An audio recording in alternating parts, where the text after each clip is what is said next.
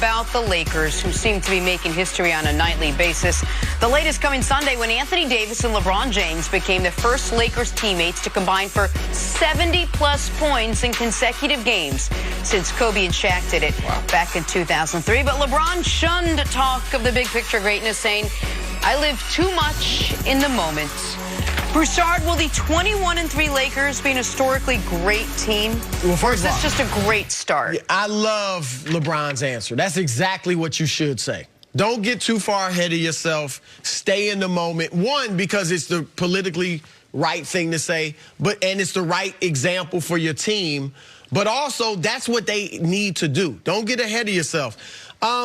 Look, obviously, they got to win the championship. I think they need to win about 66 games or more. They'll probably do that barring some type of major load management in the second half of the season.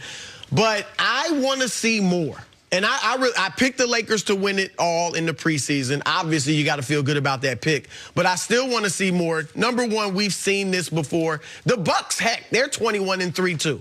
Okay, the Boston Celtics a few years ago, Kyrie Irving's first year there, they started 22-4. We know Golden State over the course of a whole season went 73-9. What did they start 24-0 that year? Yes, under Luke Walton. Yep. And so we've seen great starts before. The key is to finish it, and that's what they have to do. So I as confident as I am in the Lakers winning this, I'm not as confident in them being the best team in the league as I was, say, in the KD, Steph, Golden State Warriors, who I just knew would win the championship. So I have to see more. They haven't had the toughest schedule. They're 5-3 against teams 500 or better. Great weekend, you know, when they beat Denver and Utah and even Portland. And superb road record. Yes. They've done it away from home something, because I think most people right now acknowledge Lakers and Bucks are the two best teams in the league, but a lot of people think the Clippers are the next best. I think the Clippers are and right the Clippers, there. Despite the win last night, have a losing record on the road.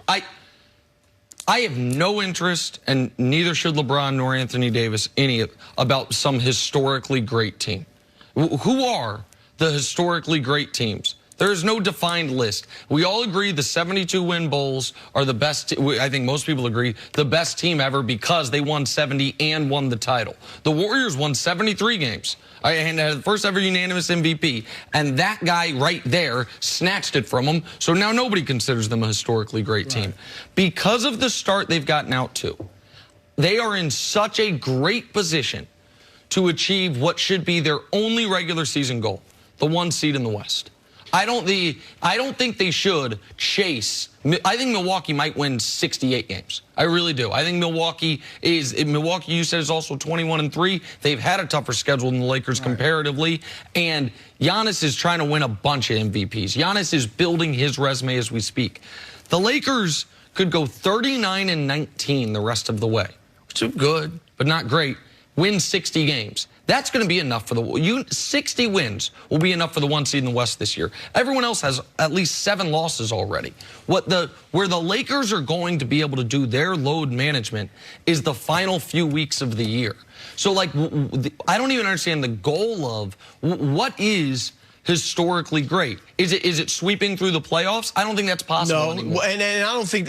So let me ask you this. So I get, and we're on the same page with LeBron's answer. Yeah. At this point in time, in December, before Christmas, you shouldn't even be thinking in terms of being historically great. However, long term, the back of your mind, I do think, I mean, they should be maybe to each other, like LeBron and AD, saying, look, we want to be one of the greatest teams of all time. But then they have to me, that is a postseason accomplishment, not regular season. It's not about winning 74 games. Some of the regular season does. No, I agree with that. But I think if you win 57, you're probably not going to be in the argument for greatest team of all time or one of the great teams. But I think if they shouldn't shoot for 66. I think they'll get something like that just by playing. But I think for LeBron and his legacy, AD and his future, if they could become a historically great team, that would be tremendous. And I don't think the Miami teams with LeBron were historically great teams. The one that won 27 straight had the opportunity to be if they had gone on a massive, if they had swept through the playoffs or come close to it. The problem was the 27-game winning streak took so much out of them that they were gassed come the postseason. If you remember, that was the Ray Allen year. Right. That was the year the Spurs took them 7. I just think... You're not worried about that this year? Am I the only one that's worried that they're so strong and they're putting 100% into every single game when AD's got a bit of a bum shoulder and no, but that's getting beat up a little, that a great start's not going to affect a great finish? No, because I think if they, with the whole rest of the West, the Rockets are playing good but not great. I think the Mavs are slightly overachieving. The Nuggets' best player, Nikola Jokic, still is not in shape. The Clippers are clearly going to load manage all year long, and I think they're going to struggle on the road all year long. I think the Lakers, with 10 games left in the season, are going to have the 1 seed in the West all but locked up. Now, they will not have the 1 seed overall, and I don't think they should chase Milwaukee on that. To your point, Jenna, I don't think they should be going full bore in the final 2 weeks to try to catch Milwaukee in case that's the NBA Finals matchup. That's when they should load manage. That's when you should make sure you are rested and ready. And you know when also they'll be able to load manage? When the Clippers are in a 6-game dogfight in the first round with the Jazz, and the Lakers are getting the Phoenix Suns and dealing with them in a week. Like in the first round of the playoffs. That's when you will be able to effectively make sure you're rested. I just don't, the historically great team thing, it's too early for it. And like, what for? People remember the titles. And if you win a title with LeBron in Los Angeles, it will be remembered as a historically great team, even if it's not a Mount Rushmore team. All right, we got to take a break. Coming up, the Patriots are involved in another videotaping incident. That's still ahead on First Things First. I do like where we are though now. We're just talking about how the style points when the Lakers. Russ got to the basket, which he needs to do more to get what he thought was the game winner. He started saying game over at the end of that. They need Russ to play better. Flatly. 21% from 3. That ain't great. I'm not surprised. 21%. You got to be a little. They got him spotting up a little bit too much. Come on. We got to move on as much as I'd love to. Keep going there. Time for stories to start your morning. Carson Wentz and the Eagles clawed their way back from a 14-point halftime deficit to beat the New York Giants 23-17 in overtime last night. And while Philly did get the win and they did pull themselves into a divisional tie with the Cowboys, they took the L on the injury front, losing both Alshon Jeffrey and Lane Johnson. Nick, how should the Eagles feel after this game? Relieved, I suppose. I'll tell you, Lane Johnson feels great. He signed that extension. Oh, bird in the hand, man. Signed that extension before getting carted off. Got the extension a couple weeks ago. But if you feel like the Eagles were somehow going to turn it around and go on a playoff run, they allowed 26 straight to Ryan Fitzpatrick, and then they fall down 17-0 or 23 straight to Ryan Fitzpatrick, fall down 17-3 in this game. Like, last week should have been your last and final wake-up call, and they snoozed through that alarm as well. We're able to pull it out in the second half, but I don't think you can feel good about it, Broussard. Not at all. Look, I get pros will say a win is a win, and that's true. They're tied now with the Cowboys in the standings, but they have not played well. A team coming off 3 straight L's, an embarrassing loss to Miami.